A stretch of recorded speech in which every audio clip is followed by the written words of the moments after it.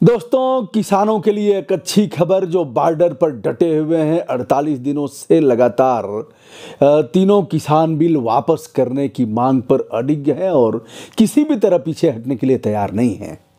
उनके लिए एक सुखद समाचार और केंद्र सरकार के लिए एक बहुत बुरी खबर है कि माननीय सर्वोच्च न्यायालय ने इस तीनों बिल को, जो तीनों अध्यादेश थे, उसे अंतरिम आदेश स्थगित कर दिया। फिलहाल स्थगित कर दिया है, स्टे ऑर्डर दिया है अगले आदेश तक के लिए। उसने एक टीम बनाई है, एक समिति बनाई है जिसमें विशेषज्ञ लोग हैं। कहा है कि यह लोग इसका अध्ययन करेंगे। हम भी जानना चाहते हैं कि इस कानून में क्या कमियां हैं और क्या अच्छाइयां हैं। इस बात का अंदाजा तभी से लग गया था, कल के दिन से ही, जब सर्वोच्च न्यायालय ने इस मामले पर सुनवाई करते हुए, कई याचिकाओं की सुनवाई एक साथ करते हुए यह कहा था कि हम उनके लिए चिंतित हैं जो इस बारिश में, ठंड में लगातार बॉर्डर पर टिके हुए हैं। वे बच्चे, महिलाएं, वृद्धजन और लगातार लोगों की मृत्यु हो रही है। इस बात से हम चिंतित हैं। केंद्र सरकार ने इस विषय पर संज्ञान धारण करके अब तक वार्ता करके हल क्यों नहीं निकाला? इसका हल निकालने की जिम्मेदारी राज्य की है, सरकार की है। सरकार ने इस पर ध्यान नहीं दिया और हम इस बात को लेकर के चुप नहीं बैठ सकते। दोस्तों, तीनों बिल थे जो किसान लगातार जिसका विरोध कर रहे थे।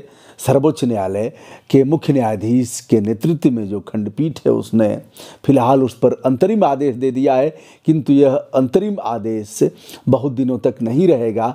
जब कमेटी पूरे मामले का अध्ययन करके सम्यक विचारोपरांत जब अपनी बात कहेगी, जा करके वह सौंपेगी रिपोर्ट, उस पर सुनवाई करके सुप्रीम कोर्ट इस पर यथोचित आदेश पारित करेगा।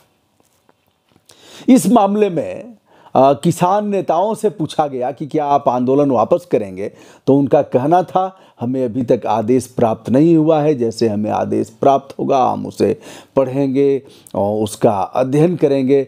फिर हमारी कोर कमेटी बैठेगी।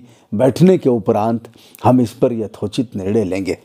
एक चौंकाने वाली बात है, जब राकेश टिकैत से पूछा पत्रकारों ने कि क्या करेंगे, परेड करेंगे आप ट्रैक्टर के साथ, जैसा कि किसान लगातार अपने ट्रैक्टर दौड़ा करके कह रहे थे कि हम परेड करेंगे।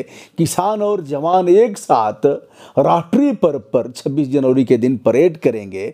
हम दिल्ली के लिए कूच करेंगे, हम घुसेंगे दिल्ली में, जिसको लेकर के सरकारों के कान खड़े हो गए हैं। चाहे वह हरियाणा की सरकार हो या फिर दिल्ली की सरकार हो, केंद्र की सरकार हो, सबके लिए यह कानून व्यवस्था इस पर किस तरह की होगी यह कहना काफ़ी मुश्किल है। इसे लेकर के जब पूछा गया राकेश टिकैत से, तो उन्होंने कहा भैया आप फंडिंग करने वाला हमको केंद्र सरकार दे। हमें लग रहा है राकेश टिकैत उस बयान को लेकर के टिप्पणी कर रहे थे। उनका आक्रोश भी देखा जा रहा था इस बयान में। उन्होंने कहा कि हमें फंडिंग करने वाले लोगों की आवश्यकता है, जिससे कि हम राष्ट्रीय ध्वज हमें प्राप्त हो सके, हम किसानों को, और राष्ट्रीय पर्व पर हम झंडा फहरा सकें। भारतीय ध्वज हम ट्रैक्टर पर लगा करके अपने साथ लेकर के हम परेड कर सकें। टिकैत ने यह भी कहा कि जवान और किसान में जिस प्रकार भेद करने का प्रयास केंद्र सरकार द्वारा किया जा रहा है, यह सफल नहीं होगा। जवान हमारे ही हैं, हमारे ही बच्चे हैं। दोस्तों, एक चीज़ मैंने और दिखाया था, गाजीपुर बॉर्डर हो, सिंघू बॉर्डर हो, टिकरी बॉर्डर हो अथवा निरंकारी मैदान, कुछ वीडियो हमारे पास अब भी हैं और कुछ फोटोग्राफ्स हैं। मैंने देखा किस तरह से जवान, चाहे वह केंद्रीय बल का जवान हो या फिर दिल्ली पुलिस का जवान हो या फिर हरियाणा पुलिस का जवान हो, वह लोग किस तरह से बर्तन लेकर के चाय पी रहे थे। मैंने यह देखा किस प्रकार लोग लंगर खा रहे थे। मैंने वीडियो में यह भी दिखाया था किस प्रकार लोग हुक्का पी रहे थे। एक सिख किसान ने यह भी कह दिया कि हमारे बच्चे बॉर्डर पर हैं, विभिन्न सेनाओं में हैं, आवश्यकता पड़ी तो छुट्टी लेकर के आएंगे। इस पर भी काम नहीं बनेगा तो वह नौकरी से त्याग पत्र दे करके आएंगे, क्योंकि जब हमारी खेती नहीं रहेगी, जब हमारी ज़मीनें नहीं रहेंगी, तो हम रह करके क्या करेंगे। बार बार मुझ सहित तमाम पत्रकारों ने, चाहे वह प्रिंट मीडिया के हों, इलेक्ट्रॉनिक मीडिया के हों, जिन लोगों ने स्वस्थ विवेचन किया, नीरक्षीर विवेक का ध्यान रखते हुए यथार्थ से आच्छादित अपना पक्ष प्रस्तुत किया, जिन लोगों ने कलम की धार को नहीं तोड़ा, उन लोगों ने यही कहा कि यह किसान यहाँ से हिलने वाले नहीं हैं। लेकिन बार बार उन्हें ऐसा किया गया, कुछ न कुछ बयान इधर से दिए गए जिससे उनका मनोबल टूटे और जिससे उनके अंदर आक्रोश आए। किसानों ने, मैंने कहा था यह एक बार मैंने कड़ी टिप्पणी किया था, क्योंकि किसी को अधिकार नहीं है रास्ता रोकने का। किसी को इस प्रकार का पावर नहीं दिया गया है कि हमारी ट्रेन रोके, हमारे यातायात रोके। जिन सड़कों पर वाहन फर्राटे भरते थे, उन सड़कों पर किसान डटे हुए हैं।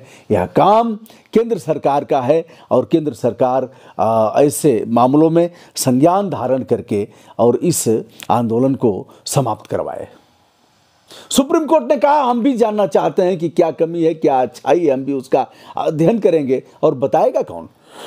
इस मामले में सुप्रीम कोर्ट ने 4 लोगों को, प्रशांत भूषण सहित उन 4 लोगों पर भी टिप्पणी किया, जिन लोगों ने यह कहा था हम किसानों से बात करके आएंगे और बताएंगे। वह लोग आज नहीं पहुंचे, उन पर भी कड़ी टिप्पणी माननीय सर्वोच्च न्यायालय ने किया है। दोस्तों, मैंने एक वीडियो दिखाया था, वह वीडियो काफ़ी अपील करने वाला था। मैंने टिकरी बॉर्डर से वह वीडियो दिखाया था जब वरिष्ठ महिलाएं, ओल्ड एज की महिलाएं, हमारी माताएं जिनकी उम्र 60 वर्ष, 65 वर्ष, 70 वर्ष, 75 वर्ष, 80 वर्ष के लगभग थी, वह चूल्हा जला करके, आटा गूँथ करके रोटियां बेलती थीं, रोटियों को पकाती थीं और फिर उनको पका करके खिलाती थीं। मैंने भी रोटी खाया, सूखी रोटी खाया और उसके स्वाद का आनंद लिया। माताओं के हाथ की रोटी का एहसास किया। माताओं ने कहा हमारे शौहर, हमारे परिवार के लोग, हमारे बच्चे सीमा पर हैं, डटे हुए हैं, उन्हें पका पकाया ताज़ा ताज़ा गरम गरम भोजन मिले, इसलिए हम यहाँ रहना चाहते हैं, हम नहीं जाएंगे यहाँ से। 4 सदस्यीय टीम अपनी रिपोर्ट देगी, लेकिन टीम को समयबद्ध नहीं किया गया है कि वह कितने समय में इस बिल के बारे में अपनी बात कहेंगे। बिल में क्या अच्छाइयाँ हैं, क्या बुराइयाँ हैं, किसान का अहित कैसे हो रहा है, इस बारे में वो बताएंगे।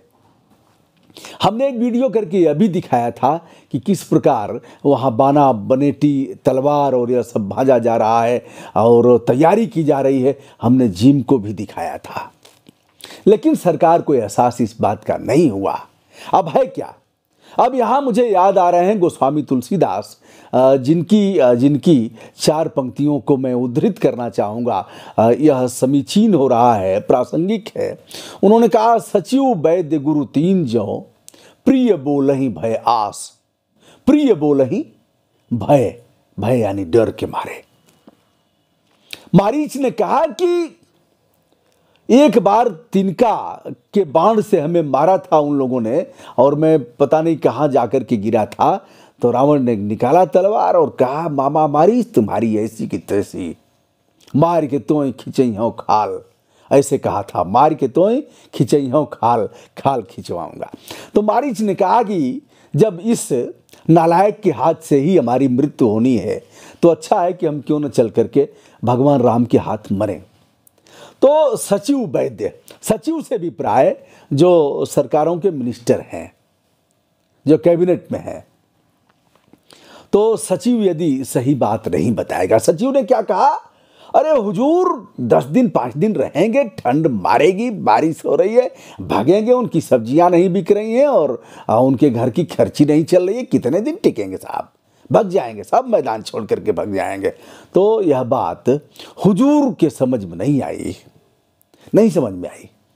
हुजूर से भी प्राय आप समझ रहे हैं, जो भी लोग हैं 8 बजे आते हैं या फिर उनके सिपह सालार हैं, बहनों भाइयों, तो हुजूर के समझ में यह बात नहीं आई और हुजूर ने भी लगातार कहा यह किसान और यह वह किसान हित में है। एक बार सुनते तो।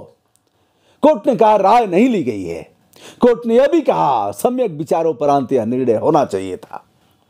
तो सचिव वैद्य, सचिव का यह हुआ कि अगर मंत्रिमंडल के सदस्य सही बात नहीं बताएंगे तो जो शासक हैं, प्रधान सेवक की श्रेणी के लोग हैं, उन्हें सही बात समझ में नहीं आएगी।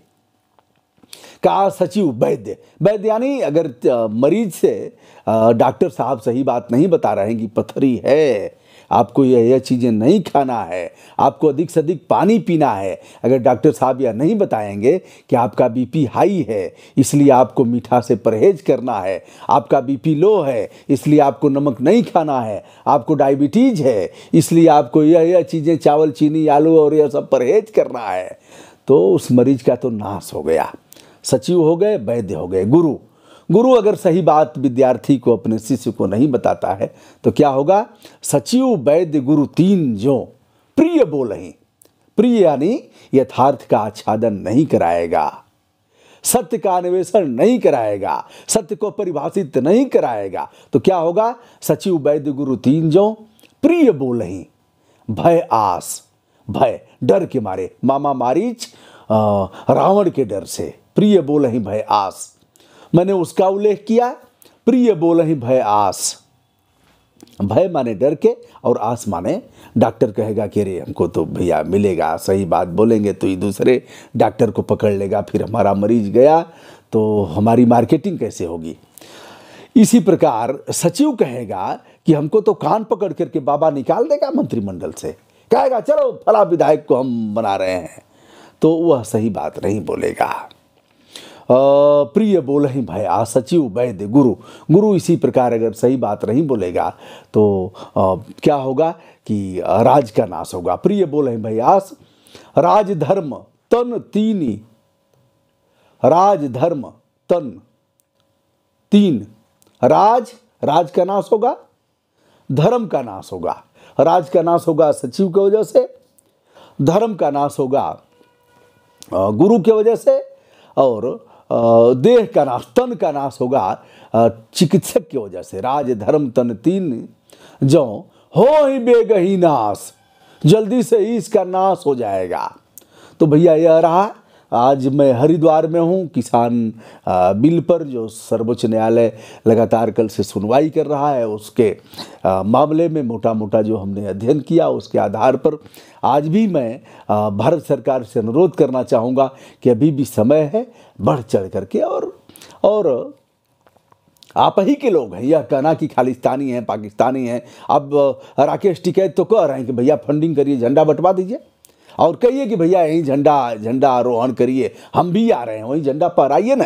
कृषि मंत्री चले जाएं सिंघू बॉर्डर पर, एक मिनिस्टर चले जाएं गाजीपुर बॉर्डर पर, और एक मिनिस्टर चले जाएं टिकरी बॉर्डर पर, एक मिनिस्टर चले जाएं निरंकारी मैदान में और कह दें कि हम आए हैं भैया। ऐसा नहीं होता है। मैंने एक क्षेत्राधिकारी की बात मैं बता रहा हूँ, एक थाना फूंका जा रहा था, थाने की चारदीवारी गिरा दी गई और भीड़ उग्र हो गई थी। पुलिसकर्मी जितने भी अधिकारी थे सब थाने के भीतर थे, मोर्चा संभाले थे। कब भीड़ चढ़ जाएगी और अनहोनी हो जाएगी कहा नहीं जा सकता।